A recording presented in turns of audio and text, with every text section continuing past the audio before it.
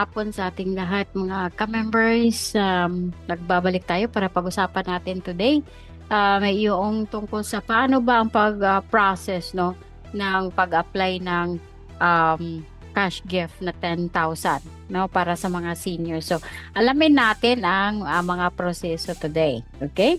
Now, bago pa man natin yan pag-usapan, if bago ka sa ating channel, pakisuing subscribe, like, share, and click na notification bell para updated ka sa lahat ng mga video uploads natin. Okay?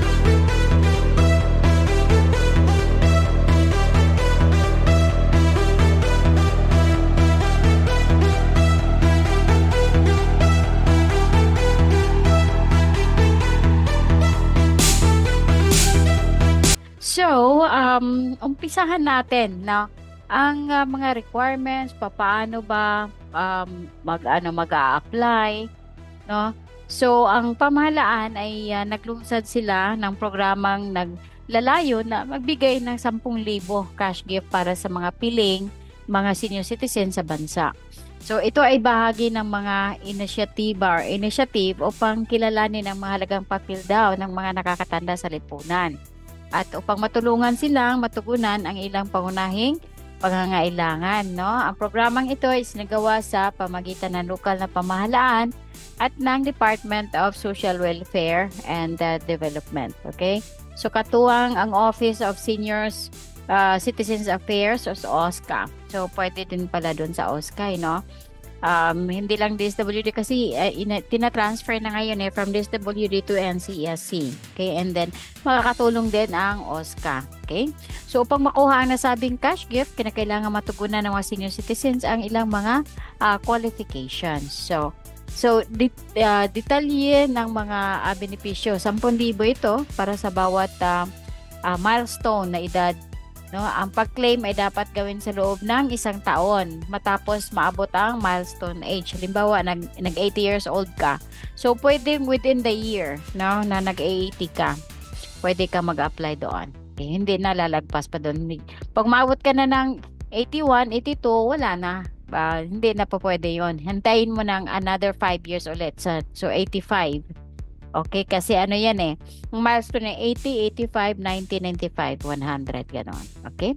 So, paalala lang, mag-apply ng 4 to 6 na buwan bago ang milestone age upang masigurado ang magang pag-process niyan. Okay? So, ang mga hindi na-claim na benepisyo, lagpas ng 1 taon, ay ibabalik sa Bureau of the Treasury. So, ibabalik ang mga hindi na tatanggap or hindi na kukuha pala na benepisyo. Okay. So, para sa mga katanungan, pwedeng i-zoom in ninyo ito, no? Ang number nila ay 0282813301 or mag-email kayo contact@ncsc.gov.ph. Okay? Or visit ncsc.gov.ph. Okay? Alright, so, susunod na nga mahakbang sa pag-apply, may 6, no? Unang-una, application form, download sa NCSC website. Pumunta kayo o makipag-ugnayan sa OSCA or LSWDO. Local na DSWD yan. Okay? And pangalawa, ihanda ang mga sumusunod na document.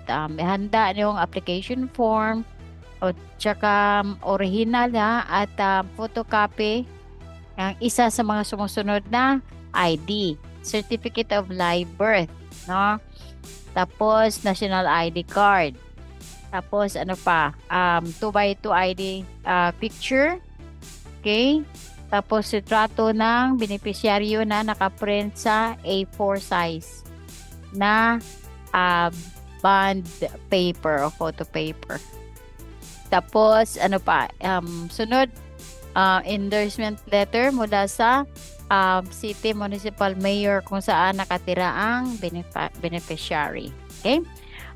Marami ito, pero kailangan kasi ito, hindi naman basta-basta, 10,000 yan So, marami silang mga hinihingi dyan na kailangan. Pangatlo, no, na hakbang is, kung wala sa alinman ng dalawang primary ID or document, magpasa ka ng dalawang secondary ID documents na nakalista sa susunod na pahina. Alright, kung sakali, so titingnan natin yung mga ano-ano yung mga ID susunod na page.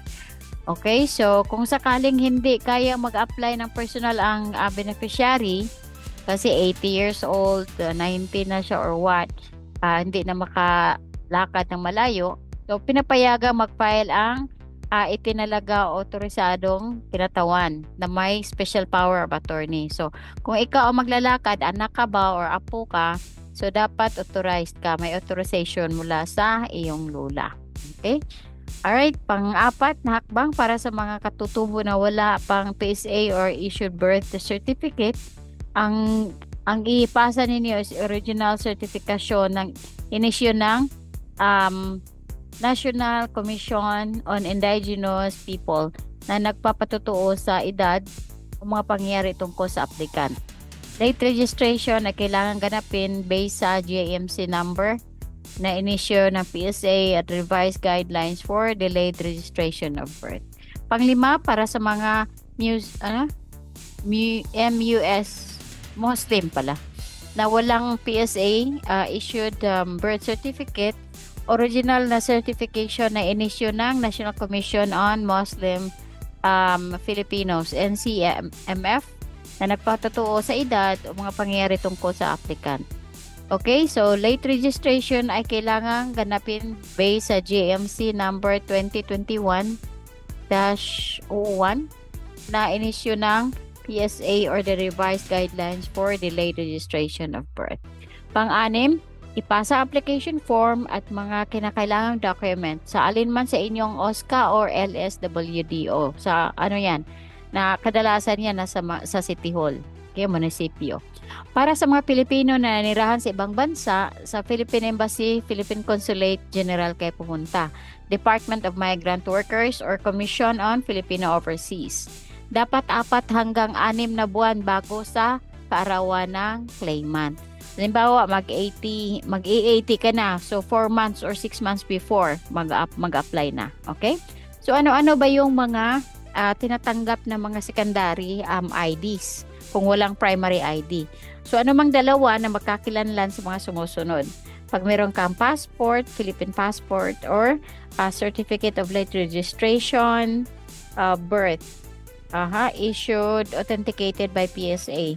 Pangatlo, senior citizens ID issued by OSCA or LTO issued driver's license. Sunod, GSIS or SSID, pwede yan. PRC license, Philippine Postal ID, no, or Comelec Voters ID na nagpapakita ng Filipino citizenship at taon ng kapanganakan. Okay? Ano pa? Sorry. National Commission on Indigenous Peoples, NCIF certification, o kaya National Commissions on Muslim Filipinos, NCMF certification. Ano pa? Certificate of live birth ng panganay na anak. O kaya Certificate of Marriage. Joint affidavit ng dalawang disinterested persons na may personal na pagkakailanlan sa beneficiary. Ano pa? School or employment records. Certificate of membership mula sa retirement and pension insurance. Okay, so karagdagan para sa mga Pilipinong senior citizens na nirahan sa abroad, ito ang maaaring ipasa nila.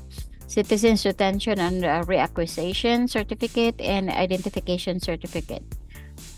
Pangalawa, Order of Approval. Pangatlo, Oath of Allegiance. Pang-apat, Certificate of Attestation mula sa Philippine Embassy.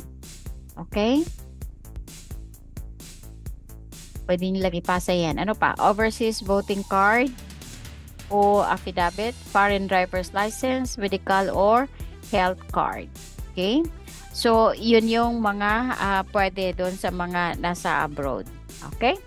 So, yan lang ang ating pinag-usapan today kasi ang ating title sa ating tawag dito sa i-post natin today ay tungkol sa 10K cash gift para sa mga seniors. Ano ba yung process? Ano bang alamin mo at mga process na dapat mong alamin para makuha mo yung 10,000 cash gift. Okay? So if you have mga katanungan pa, pwede ninyong isulat yan or i-comment yan below sa video na to para at pagsikapan natin na masagot yan. Okay? Maraming mga nagreklamo na ang kanila daw mga katanungan hindi nasagot. Sinasagot natin yan, no? Kaya lang meron tayong na-delay lang ang mga sagot, but don't worry, babalikan natin yan. Babalik tayo sa kapag nakapag-resign na tayo sa trabaho, babalik tayo sa regular natin na paglalay para masagot ang mga katanungan doon. Okay? So don't worry, kahit matagal na yung mga tanong ninyo, sasagutin natin yan. Babalikan natin yan. Okay? Alright, so hanggang dito lang tayo and have a great day everyone. Stay safe. Goodbye for now. Ngayon baka ang tanong mo, okay yan, paano naman ako? Paano ako magkakaroon ng online negosyo katulad mo, wala naman ako masyadong alam sa computer at busy ka pa sa trabaho mo. I understand you. Hindi lahat ay techie, halos lahat ay busy sa trabaho at wala kang maraming libreng oras. Tama? Naiintindihan kita. Pero don't worry, kasi meron kaming ginawang solusyon na sure makakatulong sa'yo. Solusyon na ngayon mo palang maririnig at wala pang nakakagawa dito sa Pilipinas. Solusyon na super simple, super bilis at siguradong paraan para magkaroon ng negosyo at kumita online. Paano ito nag-work? Ganito. Familiar ka ba sa mga super app na kagaya ng Grab? Tinawag na super app ang Grab dahil all-in-one app na siya. Ando na lahat ng kailangan mo. Sa Grab, pwede kang mag-book ng ride, umorder ng pagkain, magpa-deliver ng package, magbayad ng mga bills, at marami pang iba. Napakadali gamitin at hindi mo na kailangang gumamit ng ibang apps. Lahat ng essential services nasa isang app lang. Kaya tinawag na super app ang Grab. Parang ganito yung solusyon na ginawa namin. Dahil sa mahigit 40 years na combined experience ng team namin, may nagawa kaming solution na ando na lahat ng kailangan mo para mag-online business at kumita. Para siyang super app na pwedeng gamitin ng kahit sino para makapag-online negosyo. And it's called Super Affiliate System by Clicknomics.